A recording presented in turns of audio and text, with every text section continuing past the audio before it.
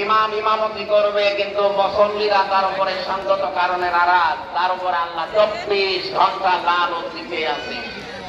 এরকম কোন কাজ আমাদের দ্বারা সামনে যেন না হয়। আল্লাহ আমাদেরকে তৌফিক দিন বেঁচে থাকার, বলেন আমিন।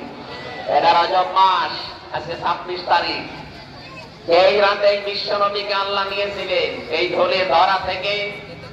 তার আরশ মহল্লায় বিভিন্ন নিদর্শন দেখিয়েছেন। একাধারে 27 বছর, কয় বছর?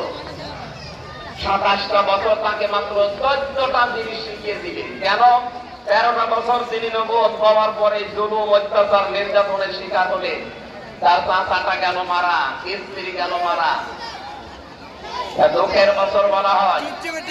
রব্বুল আলামিন বলেন, হে নবী, আপনাকে আমি সামনে একটা রাষ্ট্রের দায়িত্ব দেব এবং রাষ্ট্রকে কল্যাণময় রাষ্ট্র করতে হলে কি করা লাগবে আপনাকে আমি নিজে হাতে কলমে আমার ল্যাবরেটরিতে গবেষণাগারে বসে আপনাকে আমি শিখাবো। বিশ্বনবী মুহাম্মদ রাসূলুল্লাহকে আল্লাহ দিয়ে গেলেন লিনুরিয়াহু মিন আয়াতিনা ইন্নাহু হুয়াস সামিউল আলিম।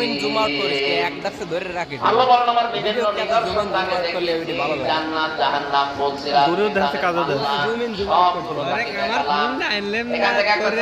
মান সম্মানটা বাঁচানোর জন্য।